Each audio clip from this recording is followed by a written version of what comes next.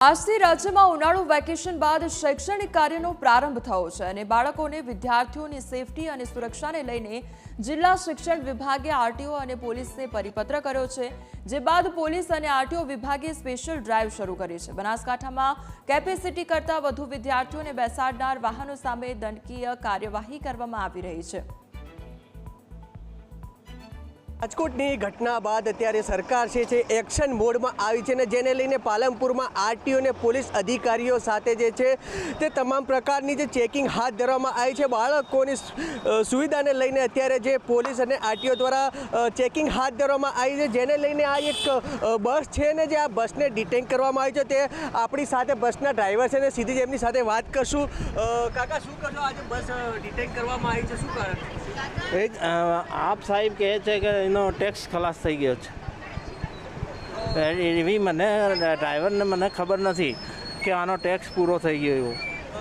Fire સેફટીને લઈને કયા પ્રકારની સુવિધા છે આપની બસમાં? આપણી બસમાં અગ્નિ માટેનો બાટલો છે। ચોક્કસથી જે પ્રકારે જે બસના ડ્રાઈવર છે તે કહી રહ્યા છે, તમામ પ્રકારની જે આ બસમાં સુવિધા છે, ફક્ત એક ટેક્સ ના હોવાથી આ બસ છે તે ડિટેન કરવામાં આવી છે, જેને લઈને આ તમામ પ્રકારની જે જવાબદારી છે તે કોણ લેશે? સંચાલકો લેશે કે સરકાર લેશે? જેને લઈને અત્યારે આ ડ્રાઈવર છે ને તેની બસ છે તેને ડિટેન કરવામાં આવી છે। Ratansinh Thakor, news capital, Banaskantha. Palanpur highway ઉપર આરટીઓ તેમજ પોલીસ ઇન્સ્પેક્ટર દ્વારા જે સઘન સ્કૂલ વાનનું ચેકિંગ ચાલી રહ્યું છે તે જો કે જરૂરી છે। અત્યારે અવારનવાર ગુજરાતમાં જે કિસ્સાઓ બનતા હોય છે એને અનુલક્ષીને આ પ્રકારનું ચેકિંગ થઈ રહ્યું છે, તે બહુ ઈચ્છનીય અને સમયાંતરે થતું રહેવું જરૂરી છે। તમામ શાળાઓની અંદર ફાયર સેફટી તેમજ વ્હીકલ સેફટી અંતર્ગત તમામ સૂચનાઓ અપાયેલી છે। અત્રેના જિલ્લાઓમાં જે તમામ શાળાઓ છે એમાં તમામ શાળાઓએ એનઓસી તેમજ સેલ્ફ ડિક્લેરેશન લીધેલા છે। માત્ર એક શાળા એવી છે કે જેની સેલ્ફ ડિક્લેરેશનની પ્રોસેસ ચાલુ છે, જે ટૂંક જ સમયમાં મેળવી લેશે। વ્હીકલ સેફટી અંતર્ગત માનનીય નિયામક સાહેબશ્રીની સૂચનાઓ અનુસાર તમામ શાળાઓને આ અંગે ચકાસણી કરવાની પ્રક્રિયા પણ એરિયા દ્વારા ચાલુ છે, તેમજ વિશેષમાં પત્ર અનુસાર તમામ સૂચનાઓ તમામ શાળાઓને આપવામાં આવેલી છે।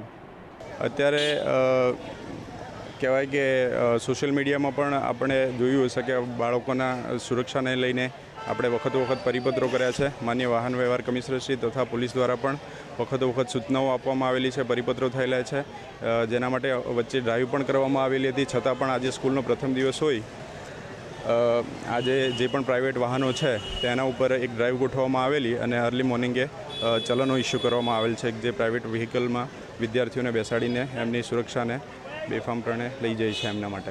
હાલ આ વેકેશન ઉઘડતા જે સ્કૂલ વાનમાં ઓવરલોડ છોકરા ભરીને ભયજનક પરિસ્થિતિમાં લોકો નીકળે છે, તો એના માટેની આજે ખાસ ડ્રાઈવ રાખી છે।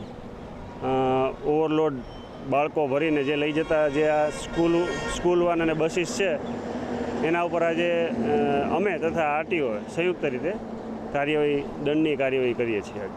આજે મહેરબાન એસપી સાહેબની સૂચના અનુસાર, માનનીય કલેક્ટર સાહેબની સૂચના અનુસાર આજે સ્કૂલનો પ્રથમ દિવસ હતો, ઓપનિંગ દિવસ હતો। સ્કૂલ વાનના અંદર વાન છે, ઓટો રિક્ષા છે, એ ઓવરલોડ બાળકોના પર બાળકોનું હિત જળવાઈ રહે, બાળકોની સેફટી જળવાઈ રહે એ માટે થઈ અને આરટીઓ શ્રી પાલનપુરના સંકલનમાં રહી અને કાર્યવાહી કરેલ છે। આજે ઉનાળુ વેકેશન બાદ શાળાઓ ચાલુ થઈ છે, તો ખરેખર જે બાળકો વાહનની અંદર આવે છે તો પહેલું તે વાહનની અંદર ઓવરલોડ બાળકો ના ભરે એની તકેદારી રાખવાની જરૂર છે। બીજું કે વાહનની અંદર ફાયર સેફ્ટીની વ્યવસ્થા હોવી જોઈએ, જેથી ભવિષ્યમાં ક્યારેય આવી કોઈ રાજકોટ જેવી ઘટના ન બને અને કોઈ બાળકનો જીવ ના જાય। બીજું આ બાબતે વાલીઓએ પોતે સજાગ થવાની જરૂર છે, શાળા અને તંત્રએ પણ આ બાબતે સજાગ થઈ તકેદારી રાખવાની ખૂબ જ જરૂર છે। ઉનાળુ વેકેશન બાદ આજે ફરી એકવાર સ્કૂલ ચાલુ થઈ છે અને રાજકોટને જે અગ્નિકાંડ થયો હતો તે ઘટના બાદ જે તંત્ર છે તે એક્શનમાં આવ્યું છે, ત્યારે તમામ પ્રકારની જે પાલનપુરમાં જે પોલીસ છે અને આરટીઓ છે તે તમામ પ્રકારની ચેકિંગ કરી રહી છે।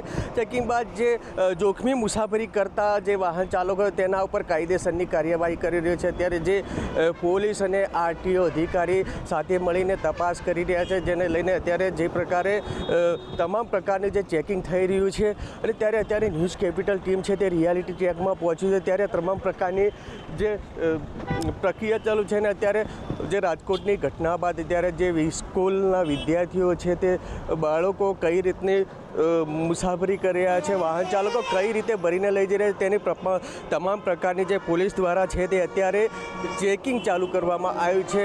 અને સરકારના આદેશ બાદ જે ફાયર સેફટી ના હોય ને એવા તમામ પ્રકારના જે વાહનો છે તેને ડિટેઇન કરવામાં આવી રહ્યા છે. અને વાહનો સાથે સાથે તમામ પ્રકારની જે વિદ્યાર્થીઓ છે તે વિદ્યાર્થીઓને કોઈ પણ તકલીફ ના પડે, જેને લઈને અત્યારે જે વાહન ચાલકો સામે કાયદેસરની જે કાર્યવાહી કરવામાં આવી રહી છે. અને અત્યારે જે તમામ પ્રકારના જે અત્યારે આરટીઓ ને પોલીસ અધિકારી સાથે મળીને 5 ટીમો બનાવીને અલગ અલગ ટીમો બનાવીને અત્યારે તમામ પ્રકારની જે ચેકિંગ છે તે હાથ ધરવામાં આવી રહી છે. Ratansinh Thakor, news capital, Banaskantha.